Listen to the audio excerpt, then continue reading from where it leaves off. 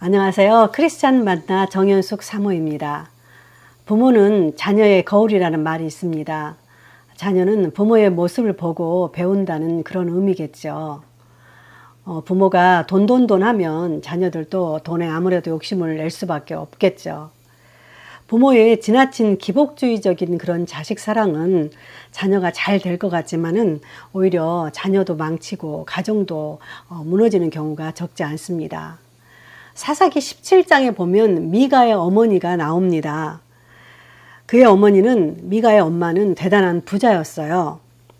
사사기 17장 2절, 그의 어머니에게 이르되 어머니께서 은 1,100을 잃어버리셨으므로 저주하시고 내 귀에도 말씀하셨더니, 여기에서 보면 미가의 엄마는 은을 1,100개나 소유한 그런 부자 사모님이었어요. 은 1,100개 하면 별게 아니구나 이런 생각이 드실 거예요. 그런데 그 당시에는 금보다 은이 굉장히 귀한 그런 시대였거든요. 성경학자들에 따르면 은 1,100개는 한 12.7kg에 달한다고 합니다. 감이 안 오실 텐데요. 금 한 돈이 얼마죠? 보통 3.75g이잖아요. 그럼 10돈이 37.5g, 100돈이 돼야 375g이잖아요. 그러니까 1kg가 되려면 금이 300돈이 있어야 돼요. 그런데 여기서 은 1,100개가 12.7kg라고 했으니까 금이 3,600돈이 있어야 이 은의 무게와 같아지는 거죠.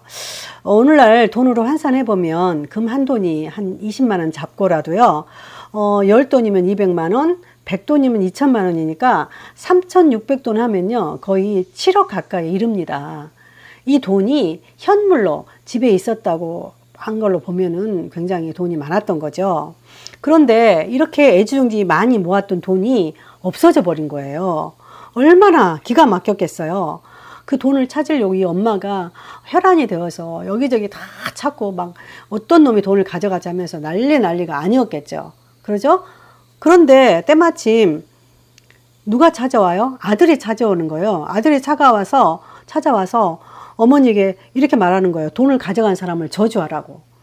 그 엄마 입장에서는 이미 이 돈을 찾으러 다니면서 어떤 놈이 가져가지 내가 알면 가만히 안 둘 거라 그러면서 아마 저주와 욕을 엄청 많이 퍼부었을 거예요. 그런데 갑자기 아들이 와서 이렇게 말하는 거예요. 보소서 그 은이 내게 있나이다.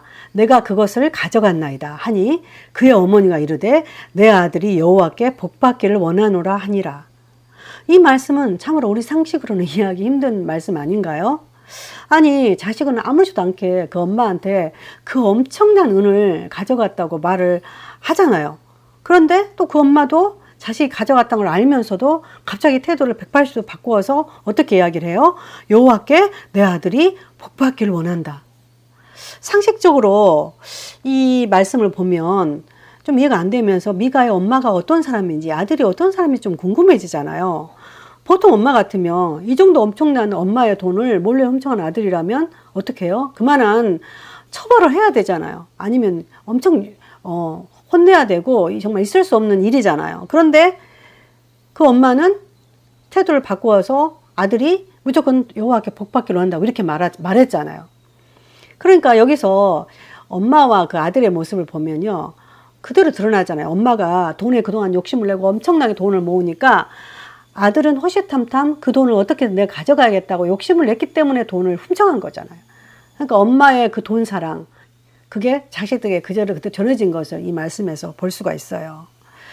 그리고 사실 여기에서 중요한 사실은 이 미가의 엄마가 여호와를 알고 있었다는 것을 우리가 알아야 돼요. 왜냐하면 미가의 엄마는 자식이 돈이 가져갔다고 했을 때 바로 여호와께 복받는 이런 말을 했잖아요.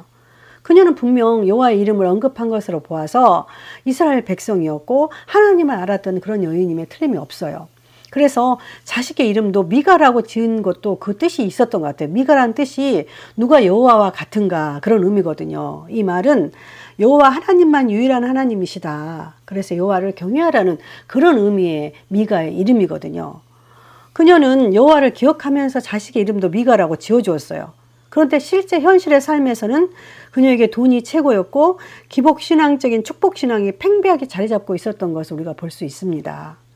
미가가 그의 어머니에게 돈을 돌려주었을 때 그 어머니가 한 행동에서 우리가 그것을 엿볼 수 있었잖아요.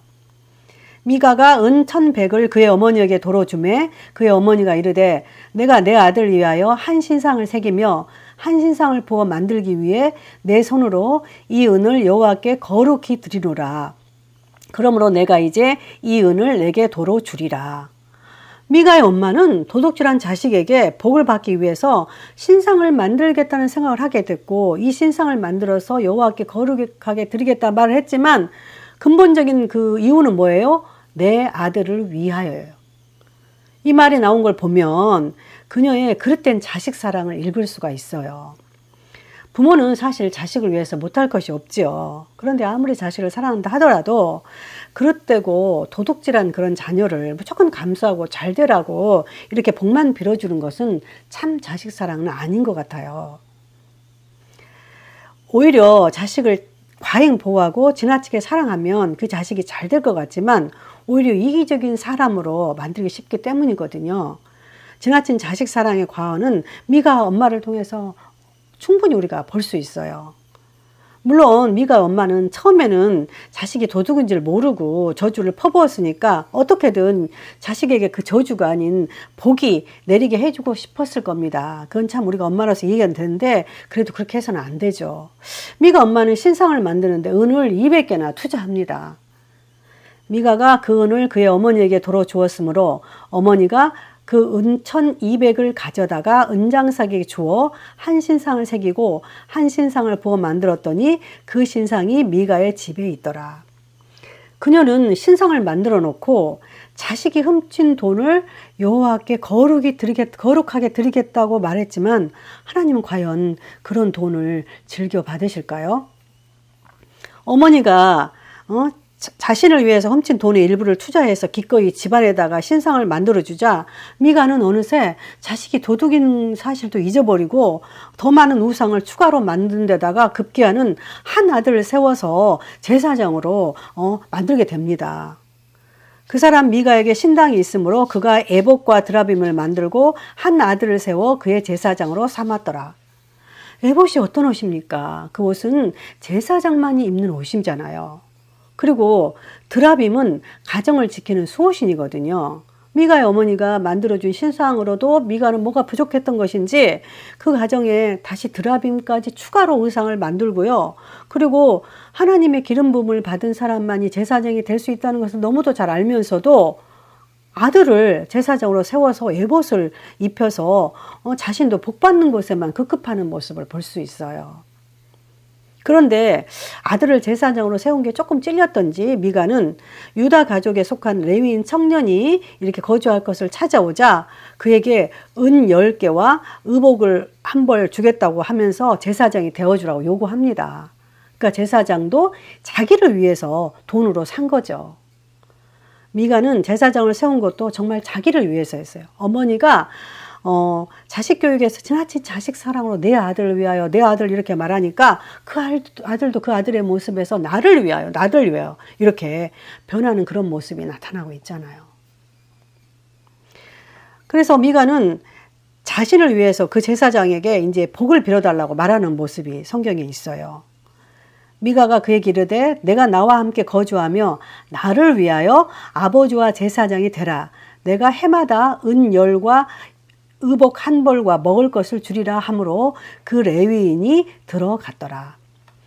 미가는 그 레위인이 제사장이 되겠다고 해서 그 집안에 있게 되자 스스로 이제 여호와께서 자기에게 복 주실 것이다 이렇게 철저하고 믿고 있었던 거죠.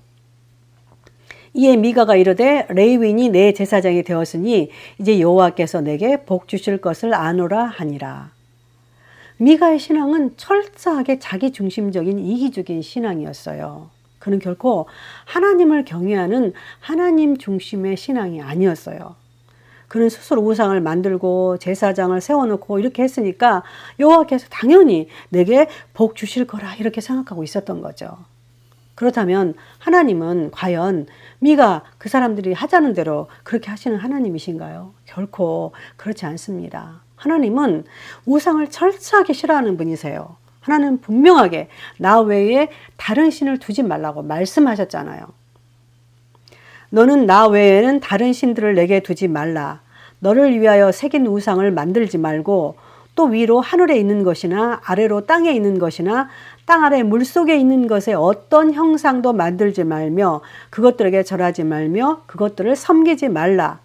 나 내 하나님 여호와는 질투하는 하나님인즉 나를 미워하는 자의 죄를 갚되 아버지로부터 아들에게로 3, 4대까지 이르게 하거니와 나를 사랑하고 내 계명을 지키는 자에게는 1000대까지 은혜를 베푸느니라. 출애굽기 20장에서 하나님은 분명하게 이 우상을 얼마나 싫어하는지 말씀하셨어요. 하나님은 여기에서 질투하신 하나님이라고까지 말씀하셨거든요. 그럼에도 불구하고 미가와 그의 어머니는 단순히 세상적인 축복관에 눈이 멀어서 우선 눈에 보이는 형상을 통해서 복을 받기를 원했던 겁니다. 그런데 그 결과는 어땠습니까? 미가와 그의 가정은 자신들이 원하는 대로 복을 받았어요? 아닙니다. 다음 시간에 미가의 가정 우상 섬김으로 망하게 되는 내용을 전해드리겠습니다. 오늘 들어주셔서 감사합니다.